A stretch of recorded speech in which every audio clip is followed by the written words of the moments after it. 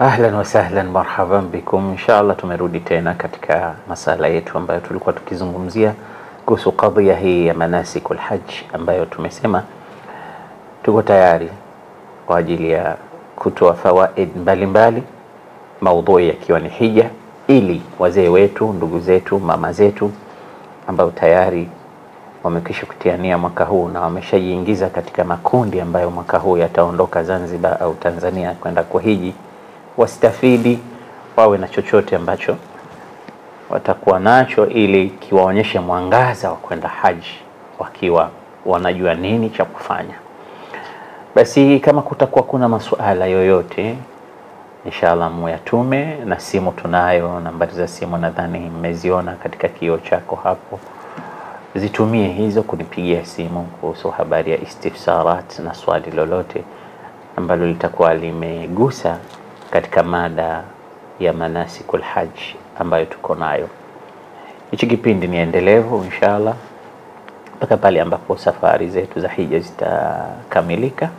Tutakuwa tukizungumza kila siku maudhui fulani, kama tutakapoanza na nguzo za hija, na kabla ya hija ufanyeje, na vile vile wajibatil haji, na ili hija yako ifaulu, na nini unasema unapokuwa unatufu au unaenda Safa na Marwa, au kule umra, kufanya umra inafanyika vipi, au unapokwenda Mina kuna ibada gani inafanyika pale, ukienda viwanja vya Arafati kuna mambo gani yanayofanywa pale, ukirudi siku ya Idi kubwa, ile siku ya 10 ambayo watu wao wanasali Idi katika sehemu nyingine zote, wewe huwa unafanya nini? Na nini ukifanya inabidi kuna penalty ambazo unapigwa, au kuna kafara na fidia mbalimbali. Vyote hivi inshallah tutakuja kuvisikia katika ibada ya haji ambayo tutakuwa tukizungumzia. Langu ni pale ambapo hukufahamu, inshallah rudi kwetu ili upate kufahamu zaidi. Walillahi alhamdu wal minna. Mitandao sasa hivi imerahisisha sana, tuitumie vizuri katika kupata elimu. Kila siku Muislamu anatakiwa aseme wa qur rabbi zidni ilman, ya rabbi niongezee elimu. Istafid vitu uvitumie katika kujiongezea elimu, lakini pia elimu unatakiwa uitafute kwa right people, ambao ni watu wanaweza wakakusaidia, sio kukusokomeza katika hilaki na mambo mengine ambayo hayana maana. Ndio maana walimu wetu wakatufunza, hata mwalimu unayetaka kusoma kwake lazima ujue itijahati zake, ujue mfumo wake, mashrabi yake, ili usalimike.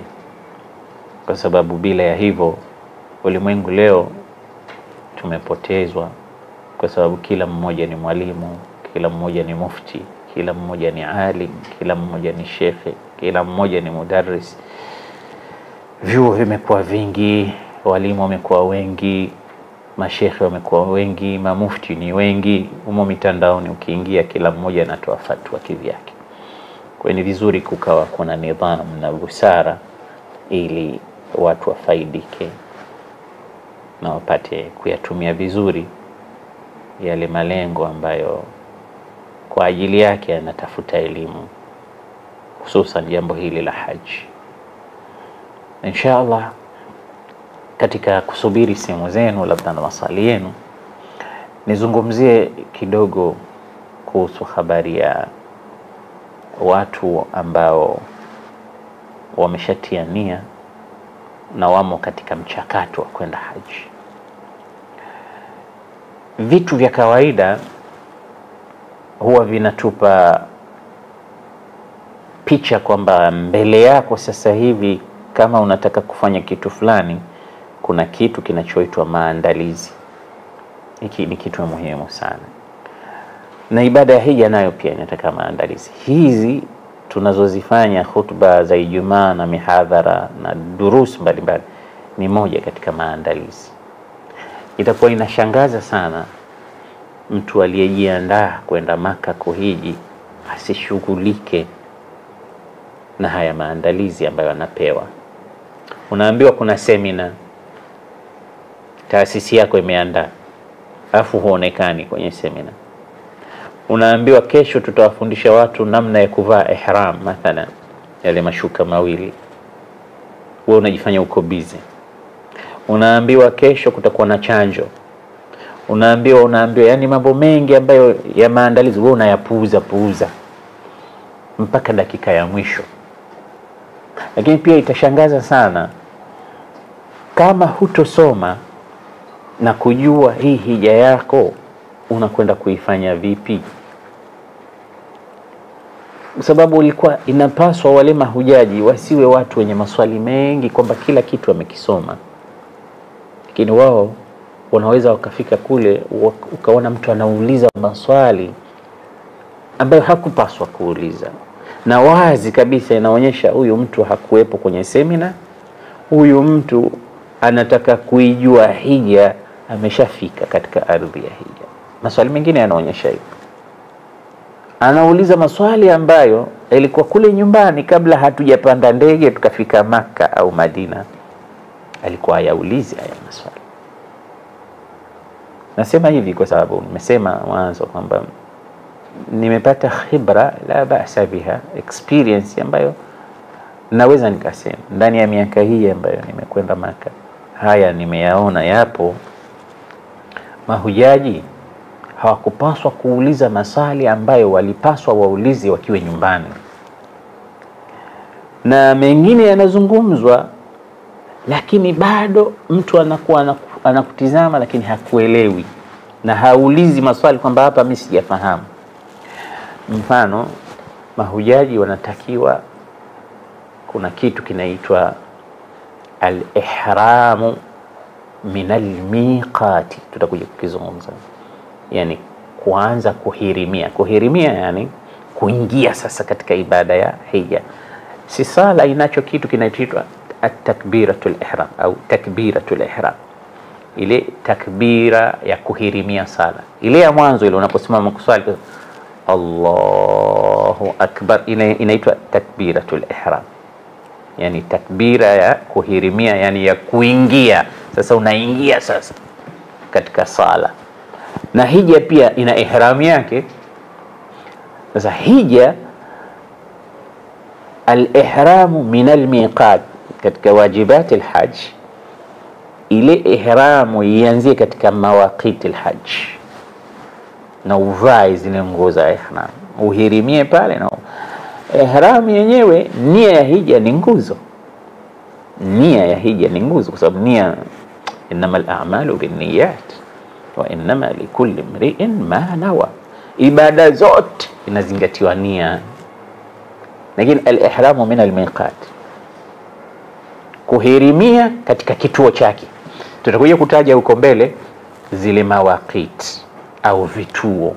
Watu wa Madina mfano wanaambia wakifika katika kituo chao wasikipite kile kituo bila kuhirimia. Kituo cha watu wa Madina kinaitwaje? Dhul Hulaifa.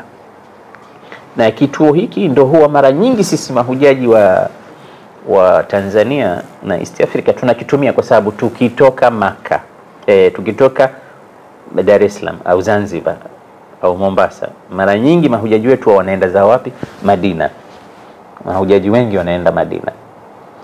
Kwa hiyo wakienda Madina wanaenda kuanza ziara katika mji wa Mtume, msikiti wa Mtume, kumzuru Mtume katika kaburi lake Mtume sallallahu alaihi wasallam. Pale na kwa hija haijaanza.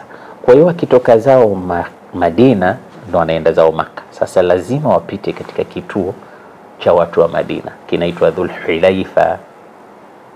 Dhul Hulaifa hiki uwezi ukapita moja kwa moja bila ya kuhirimia na kuvaa nguo za ihram.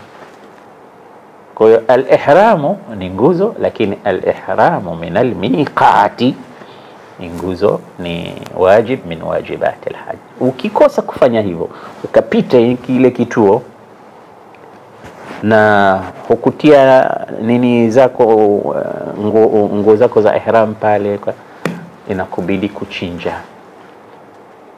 Na wakati huo huna pesa, labda ndo ushalipa kule, unaambiwa na kule kuchinja ina maana ni kuanzia $100 kwenda mbele. Sasa kuna baadhi ya vitu vitakugharimu kama huvijui namna ya kuvifanya. Unaambia ukishaingia katika ibada hii, labda usikate kucha, usivae nguo iliyoshonwa. Natoa hii mifano, tutakuja tutaeleza huko. Au usifunike, mwanamke usifunike uso na vitu kama hivi. Ukifanya moja katika hayo, inabidi kuna fidia au kuna kafara, kuna penalty kama hizo. Na penalty nyingi kama hizo ni za kuchinja, kumwaga damu, mbuzi, kondoo na vitu kama hivyo.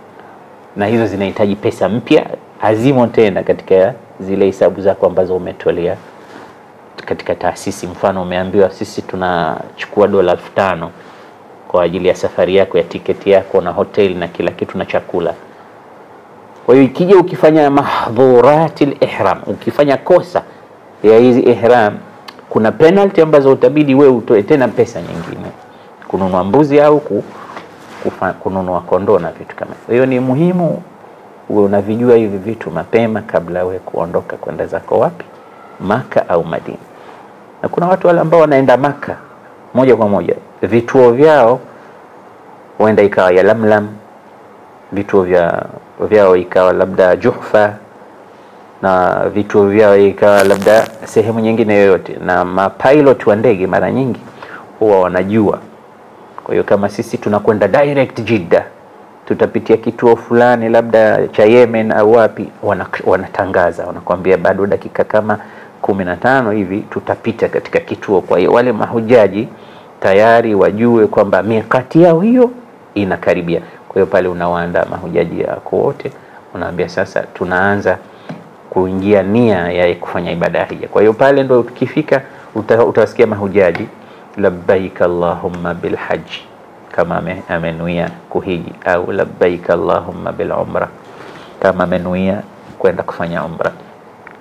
Vyote hivi vitakuja katika kuvizungumza kwa kirefu katika vipindi vyetu hivi vya haji, ili uwe katika basira. Inshallah kuna maswali yote. Ahsan, barakallahu fik.